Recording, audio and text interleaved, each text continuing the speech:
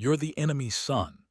Alien princess saved human warrior and sparked a war of revenge. The stars around the ruined battlefield were quiet, but the silence felt heavy, as if space itself remembered what had happened there. Princess Saris Valor stood on the command deck of her ship, watching broken metal drift slowly across the dark. These were the remains of human warships, destroyed decades ago during the final days of the Great War.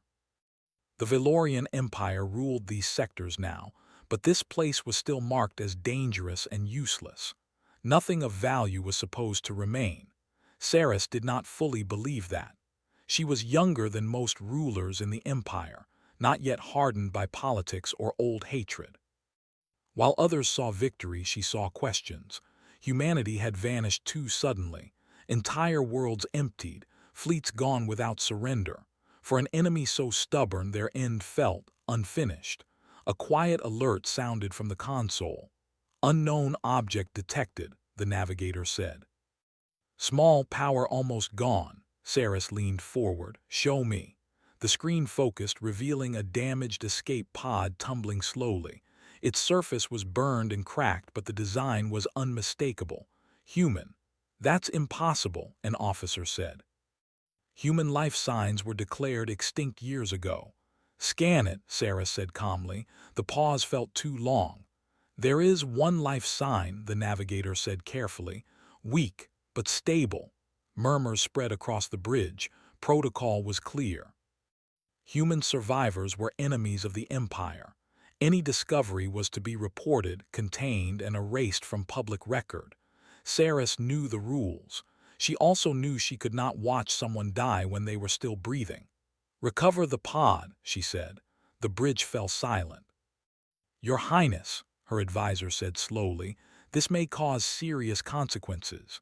Saris did not look away from the screen. "I will take responsibility." The pod was brought into the medical bay. When it opened, the smell of old metal and burned circuits filled the room.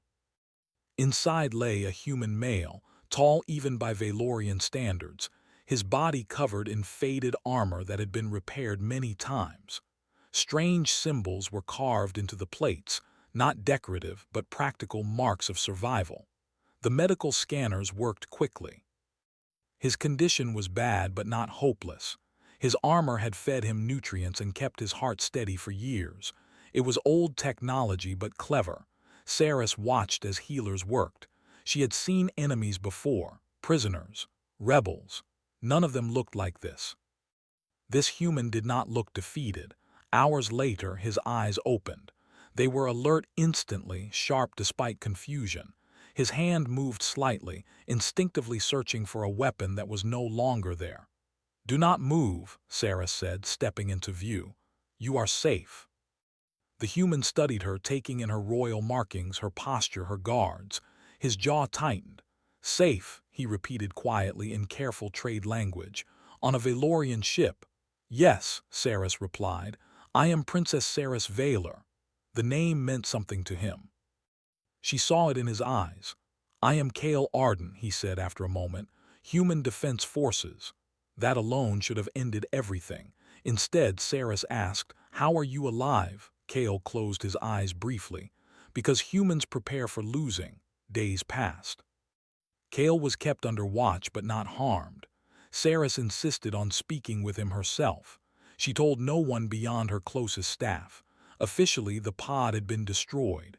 Their conversations were careful at first, polite, testing. Cale never begged, never insulted. He answered questions directly, even when the answers were uncomfortable. He spoke of humanity not as conquerors but as planners, builders, survivors. "You fought us for control," Saris said once. Cale shook his head. "No, we fought because you did not stop." That honesty unsettled her more than anger would have. One evening, while reviewing his medical records, Saris noticed something strange. A genetic registry embedded in his armor systems. It was old human command coding, encrypted but partially readable. One name appeared again and again. Arden. Her breath caught. She knew that name. Admiral Marcus Arden. the human commander whose final campaign had cost the Empire entire fleets. The man blamed for the death of her uncle, her teachers, and millions of Valorian citizens. She returned to Kale's chamber, her calm breaking for the first time. "Who was your father?" she asked. Kale looked at her for a long moment, then he answered, "Marcus Arden." The room felt suddenly too small. "You're the enemy's son," Sarah said, her voice sharp with disbelief. Kale did not react defensively, he simply nodded. Yes. Guards shifted. Systems hummed louder. Every lesson of her upbringing screamed for justice, for punishment, for revenge. "You knew who I was," she said, "and you said nothing." "I knew it would change everything," Kale replied. "It always does." Anger rose in her chest, hot and familiar. "My people suffered because of your bloodline." Kale met her gaze. "So did mine." For a long moment neither spoke. Saris turned away, struggling with the weight of it. This was not a faceless enemy. This was not a symbol. This was a person who carried the shadow of a war he did not start. "You should be executed," she said quietly. "I know," Kale replied. "If that's your decision, I will not resist." That answer stopped her. No fear, no plea. Just acceptance. She ordered him confined instead, secretly. Not out of mercy alone, but because something inside her refused to believe the story she had been told all her life. That night, alarms sounded across the ship. Encrypted signals, imperial channels. Someone had discovered the truth. A Valorian intelligence fleet demanded Kale be surrendered. His existence could not remain hidden. The court wanted a public execution, a message, a reminder of victory. Sarah stood alone in the observation hall, staring at the stars. Kale was brought before her one final time before transfer. "There is something you should know," he said calmly. Saris folded her arms. "Now you want a bargain." "No," Kale said. "I want you to understand." He leaned forward slightly. "Humanity is not extinct." Her eyes narrowed. "We vanished because we chose to," he continued. "We learned long ago that the best way to survive is not to win every fight. Sometimes it is to disappear and wait." The ship shook slightly as the Imperial fleet moved into position. Saris looked at him, realization slowly replacing anger. Saving him had not ended a war. It had only awakened one. The Imperial fleet surrounded Princess Saris Valor's ship like a closing fist.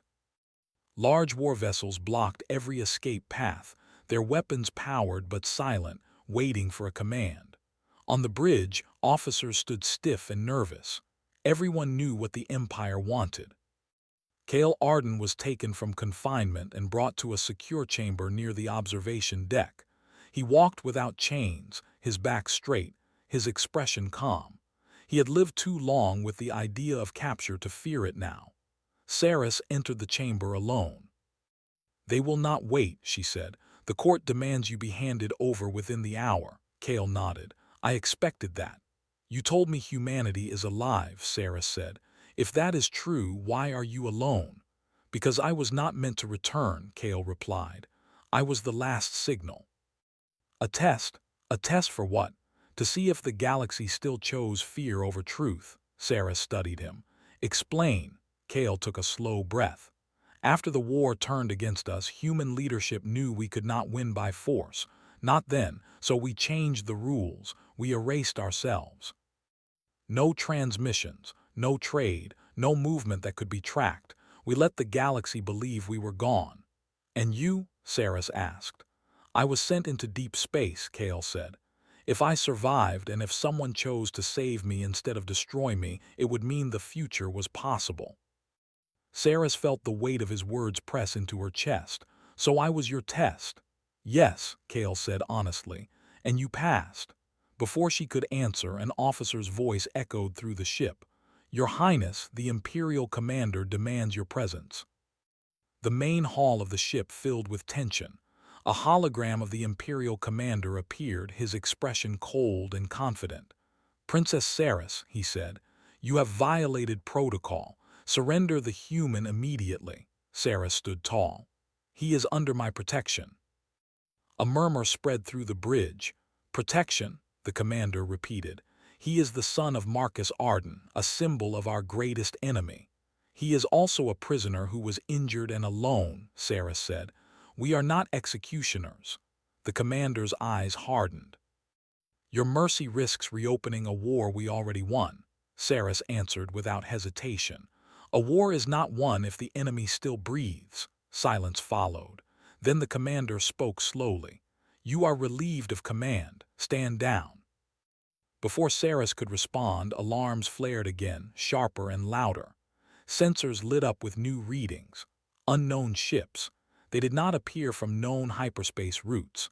They simply emerged, dozens of them, dark and quiet, positioned with impossible precision. Their designs were unlike any Valorian vessel, sleek, adaptive, and clearly built for long-term survival. Kale stepped forward. They're early. The bridge erupted in confusion. Human vessels, an officer whispered. But how? A signal broadcast across all channels. Clear. Calm, human. We are here to retrieve our citizen. No harm is intended unless harm is forced. The Imperial commander shouted orders, but it was already too late. Human ships moved in patterns the Valorian systems could not predict. They did not fire. They disrupted communications, disabled engines, and isolated command ships with careful accuracy. This is impossible, the commander said. You were extinct. Kale spoke quietly, more to Saris than anyone else. We were patient. Saris watched the battle unfold without explosions, without chaos. The humans fought like surgeons, not conquerors. Every move had purpose. The Imperial commander turned to Saris, his authority crumbling. Call them off. Saris looked at Kale. Will they listen to me? They will listen to reason, Kale said. That's what we rebuilt our civilization on. Saris stepped forward and opened a channel. Human fleet, this is Princess Saris Valor. I saved one of yours. I ask you to stop. The reply came almost instantly. Princess Saris, this is Admiral Lena Arden. Kale's eyes widened slightly. My aunt, he said softly. Admiral Arden continued. You protected my nephew when you had every reason not to. For that, you have our respect. The human ships powered down their weapons. The Imperial commander stared in disbelief. You could destroy us. Yes, Admiral Arden replied, but we are not here for revenge. Saris felt something shift inside her. Then what are you here for? To end the lie, the Admiral said. That fear must rule the galaxy. Human ships transmitted data across open channels. Records, histories, proof of the Black Silence, evidence that humanity had withdrawn, not been destroyed. The Valorian court watched in stunned silence as centuries of belief collapsed. Kale was escorted to the human flagship, but before he left, he turned to Saris. You didn't have to choose us, he said. But you did, Saris met his gaze. I chose not to become what I feared. Days later, negotiations replaced weapons. Humanity did not demand territory. They did not punish the Empire. They asked only for recognition and space to exist without threat. The galaxy watched as the Valorian Empire agreed. Kale stood on the observation deck of the human ship, looking out at the stars he had once drifted through alone. Saris joined him, no longer as a captor but as an ally. What happens now? She asked. Now, Kale said, we build something better than victory. Below them, human and alien ships moved side by side, not as enemies, but as proof of a simple truth. Humanity did not disappear because it was weak. It disappeared because it was wise enough to wait. And when it returned, it did not come back to conquer the galaxy. It came back to change it. The galaxy did not change in a single moment. It changed slowly, carefully, like a wound learning how to heal. After the human fleet withdrew to neutral space, silence followed, not the fearful silence of disappearance, but a thoughtful one. Worlds watched. Governments argued. Old enemies studied sensor data again and again, trying to understand what they had just witnessed. Humanity had returned, and it had done so without anger. Princess Saris Valor stood before the High Council of the Valorian Empire, alone at the center of a vast chamber. The walls were tall and cold, carved with symbols of past victories. For the first time in her life, those symbols felt heavy rather than proud. "You endangered the Empire," one counselor said. "You protected the enemy's blood." Saris did not bow her head. "I protected a person. A person whose family nearly destroyed us," another voice replied. Saris met their gaze. "And yet when they had the power to finish us, they did not." That truth settled uneasily in the room. "The humans could have taken our core worlds," Saris continued. "They could have demanded revenge. Instead, they asked for peace and honesty. We must ask ourselves why." No one answered. Far from Valorian space, Kale Arden stood on a quiet platform aboard a human station hidden within a nebula. The station was alive with movement but calm. Humans walked without urgency, focused on long-term work, construction, research, communication. It felt like a place built to last. Admiral Lena Arden joined him, her expression softer than when she commanded fleets. "You did well," she said. "I didn't do anything special," Kale replied. "I survived." "That was the point," Lena said. "You reminded the galaxy that humans are hard to erase." Kale looked out into the colored clouds of the nebula. "Saris took a risk. She may lose everything." "She changed everything," Lena said. "That matters." Weeks passed. Talks began, not just between humans and Valorians, but across multiple species who had once feared humanity or ignored its disappearance. Many had benefited from believing humans were gone. Now that comfort was gone. Saris traveled to the negotiation station under heavy protection. Some in her empire called her a traitor. Others quietly called her brave. When she entered the main chamber, Kale was already there, not as a prisoner, not as a soldier, simply as a human representative. Their eyes met, and for a moment the noise around them faded. "You came," Kale said. "I had to," Saris replied. "Running would prove them right." They sat across from each other, not as symbols of old war, but as proof of a possible future. The discussions were slow and difficult. Old wounds were reopened. Accusations were spoken aloud, but humans did something unexpected. They listened. They admitted mistakes. They explained decisions. They shared the truth of the Black Silence, not as a trick, but as a survival choice made in desperation. "We did not disappear to frighten the galaxy," Kale said during one session. "We disappeared because staying visible meant extinction." One delegate asked, "And now that you are back, what stops you from becoming what we feared?" Kale answered simply, "Memory." Saris watched the room carefully. She saw something she had never seen before in political halls: uncertainty. Months later, the first joint exploration mission launched. A human ship and a Valorian ship traveled together into uncharted space. The mission was not military, it was scientific. The news spread fast. Some celebrated, others protested, but the galaxy could not ignore it. On the Valorian homeworld, Saris walked alone through a memorial garden. Names of the lost glowed softly in the light. She stopped before the stone that bore her uncle's name. "I didn't forget you," she whispered. "I just chose a future where more names don't join yours." Behind her, a voice spoke gently. "That is harder than revenge." She turned to see Kale. "You shouldn't be here," she said quietly. "Some still want you dead." Kale gave a small smile. "Humans have learned to live with that." They walked together in silence. "What will your people do now?" Saris asked. "Rebuild openly," Kale said. "Slowly, carefully. No empires, no rushing. We learned what that costs." Saris nodded. "My people will struggle. Some will never forgive." "They don't have to," Kale said. "Peace doesn't require friendship. Just restraint." Time passed, trade routes reopened, shared research stations appeared. Small things at first, but small things grow. One day, a Valorian child asked in school, "Are humans monsters?" The teacher paused, then answered, "They are people who survived." That answer spread. Years later, Kale stood before a new assembly, not a council of one empire, but a gathering of many species. Humans were no longer shadows. They were participants. "We were once feared because we fought hard," Kale said. We were forgotten because we chose silence. Now we ask to be judged by what we build next. No threats followed. No demands, just an offer. Saris watched from the side, older now, wiser, carrying the weight of many choices. She knew history would argue about her actions. That was fine. History always argued. What mattered was that ships now traveled the stars without aiming weapons at each other first. Later, standing beneath an open sky on a neutral world, Saris and Kale looked up at unfamiliar constellations. "Do you ever regret it?" Saris asked. "Saving me trouble starting all of this?"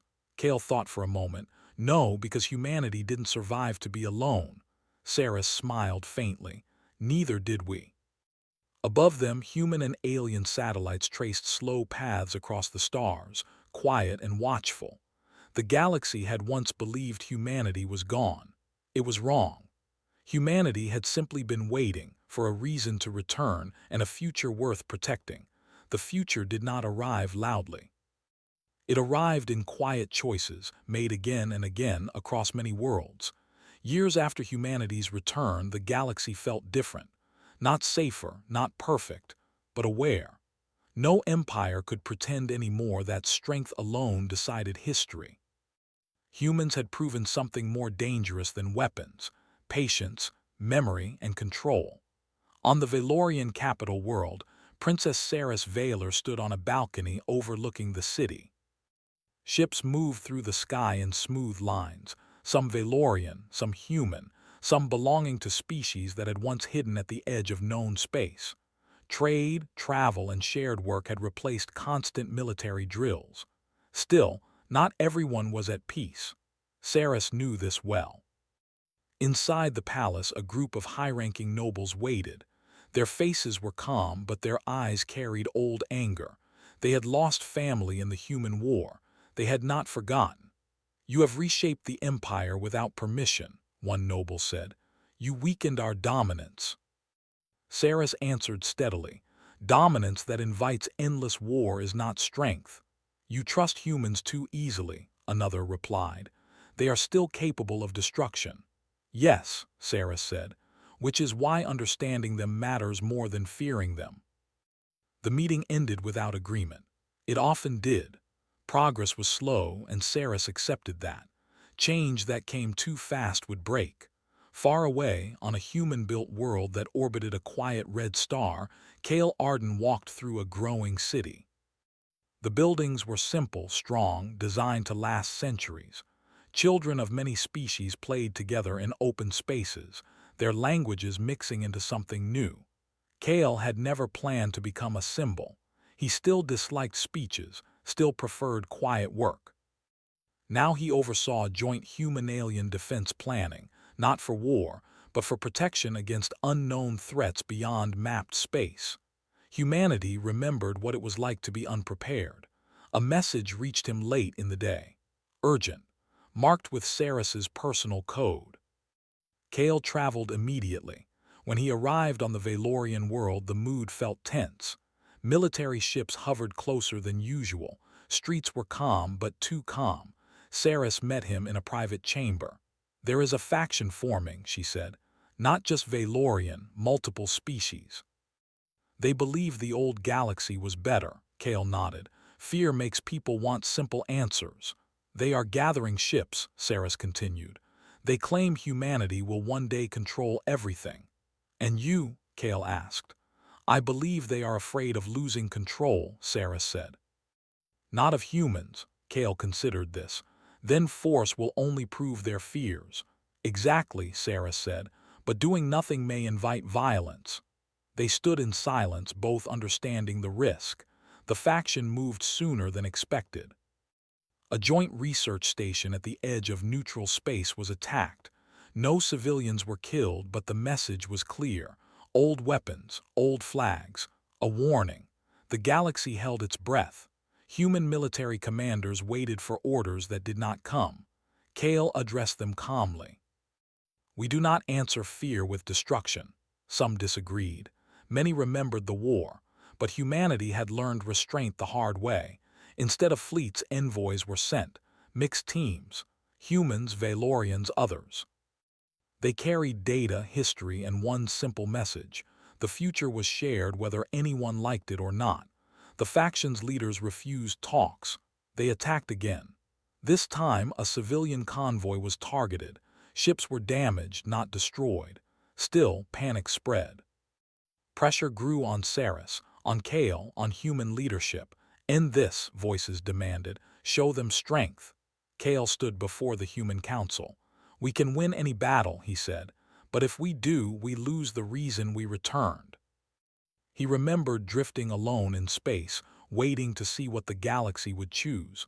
This was another test. Saris made a decision that shocked everyone. She stepped down from direct authority, not fully, not in surrender. But she transferred command of the response to a multi-species council, one that included representatives from worlds that feared both humanity and the Empire. This is no longer my war to stop, she announced publicly. It belongs to all of us. Many called her weak. Kale called her brave. The council acted carefully. Instead of chasing the faction, they isolated it, cut supply lines, offered safe exits to defectors, shared proof of peaceful human actions across the galaxy. Slowly, the faction cracked. Not because it was defeated, but because its own members began to question why they were fighting. One leader finally agreed to speak with Kale. You pretend to be peaceful, the leader said, but humans always rise. Yes, Kale replied, we rise after falling. That is not the same as ruling. Power changes everyone. Only if you believe power is the goal, Kale said. The leader had no answer. The conflict faded not with a final battle but with exhaustion. Ships returned home. Flags lowered. The galaxy exhaled. Saris resumed her role not as a symbol of dominance but as a mediator. Her authority was quieter now but deeper. Years passed again. Humanity spread but slowly. No massive fleets, no forced alliances, just presence, memory, and cooperation. One evening, Saris and Kale stood together on a high plateau on a shared world. The sky above was filled with unfamiliar stars. We could have burned everything, Saris said softly. Sometimes I wonder if that would have been easier. Kale shook his head. Easier is not better. Humans learned that lesson too late once. Saris looked at him. Do you ever wish you had never been found? Kale smiled slightly. No, because then we would still be hiding, and hiding forever is another kind of death. Below them, lights from settlements of many species glowed together, steady and calm. The galaxy would face new threats one day. It always did, but now it would face them with memory, patience, and shared responsibility. Humanity had not returned to conquer. It had returned to prove that survival was not the same as domination. And this time, the galaxy chose to remember that lesson.